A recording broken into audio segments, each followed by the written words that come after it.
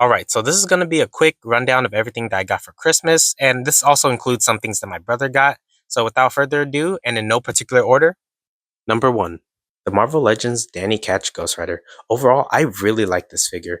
I really love his chain whip with the flames on it. I think it looks really cool. The pendants there is done very well on the figure. He poses pretty decently, and I love the motorcycle. I think it's sculpted very well, and the flame effects for it are awesome. I only have a couple minor nitpicks with this figure. For one, I wish the silvers on the figure were painted instead of just being molded plastic, and I do wish that the eyepieces for his motorcycle were filled in with plastic. I think that just would have made it look a little bit better. I do wish the figure was a little bit taller, as most people have said, and I would have loved a Danny Ketch alternative head. I think that would have sent the figure over the top. But overall, this figure is pretty fun to play with. Number 2, the Marvel Legends Iron Fist and Luke Cage 2-pack. I really like this 2-pack as a whole.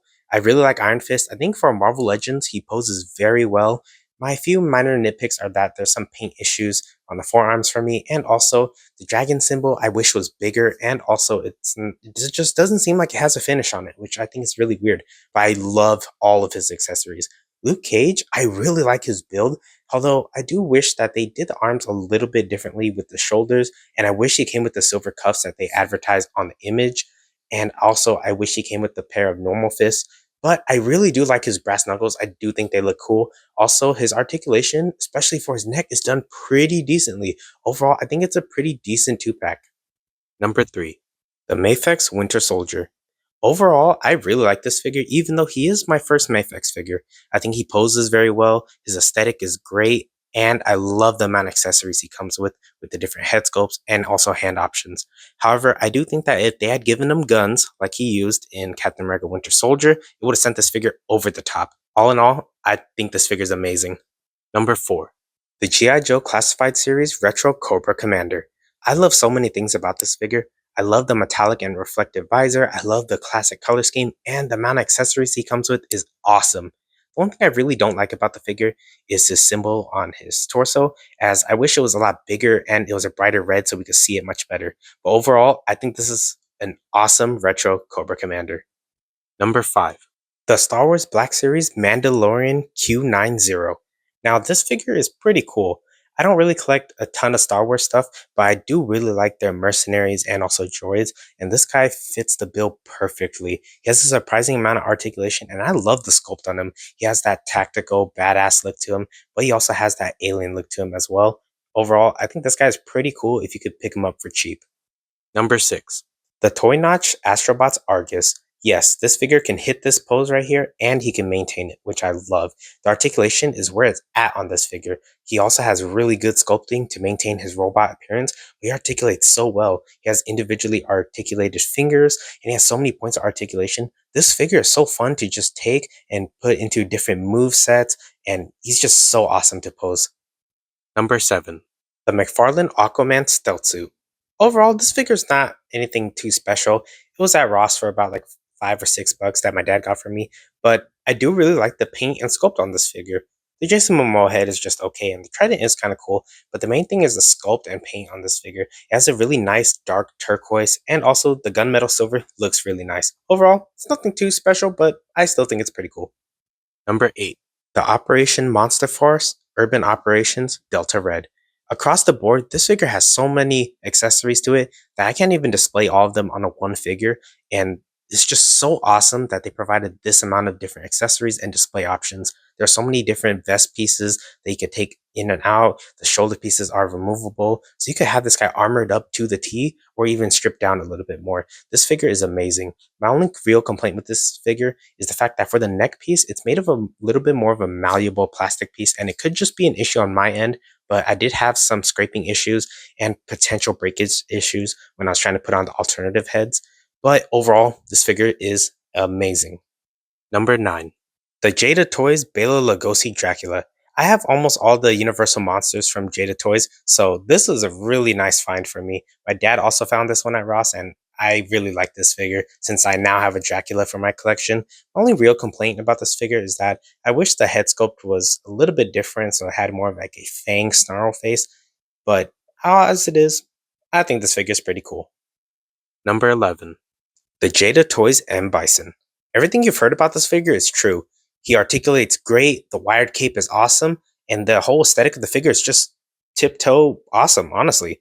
I don't really know what else to say about this figure. My only real complaint is that I wish he came with the evil smiling face and maybe a secondary effect piece, but that's about it. This guy's great. Number 10. The Jada Toys Guile. It's the same as the M Bison. Everything you've heard is true about this figure. Articulation, great. And accessories, it's also great too. I don't have really anything to say about this guy. This guy is great. He's awesome. Number 12. The Jazwares Chainsaw Man. For a retail price of 20 bucks and a Ross and Didi's price of 15, this figure is amazing. He has a good amount of accessories with 3 interchangeable jaw pieces, interchangeable arms, and also an extra head. This figure is awesome. It's like an import figure at domestic retail price, which I find really surprising. I'm surprised how much I enjoyed this figure. He even articulates like an import figure too, which I think is awesome. And as a person who finally watched the anime, this figure is even better. Frankly, I love this figure. Number 13.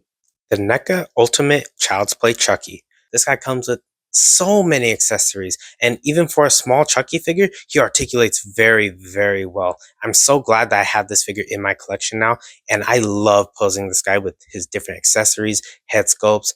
It just adds to my Neca horror collection. Number 14. The Neca Chrysalis Alien. This alien figure is so amazing. The sculpt, of course, with all of Neca stuff is above and beyond, but I especially love the paint on this guy. It has that arcadey look to it, but it still has its own unique style. And I especially love the paint on the hardened parts of the forearms, the nails, and also the headpiece. It just looks so cool. And of course, the extended mouthpiece and the head that pops out is so awesome. I think this figure looks amazing, and I'm glad to have it as part of my Alien collection. Number 15. The Neca Feral Predator. So the bloodied and cloaked version is the one that I got in my Christmas haul. However, I do still have the standard version. And the standard version is a great figure. Great articulation, great accessories, and the detailing is amazing. However, the bloodied and cloaked version obviously is camouflaged and has blood all over him. But to my knowledge, it's mostly the same figure with the same accessories for the most part. And I do think it's a really cool looking figure as well. Number 16. The Neca Alpha Predator. This figure is amazing. The accessories he comes with, and definitely the sculpt and paint on this guy, it's top tier.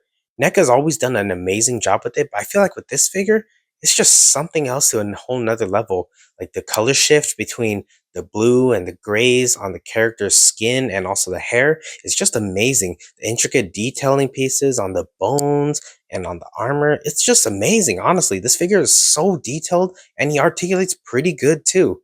This figure is just amazing across the board. Number 17. The Jurassic World Hammond Collection Giganotosaurus. This figure is amazing. The articulation is awesome on this guy, and the texturing and the paint on him is great too. And his tail, he has a bendy wire tail that's sturdy but works too. This figure is just awesome across the board.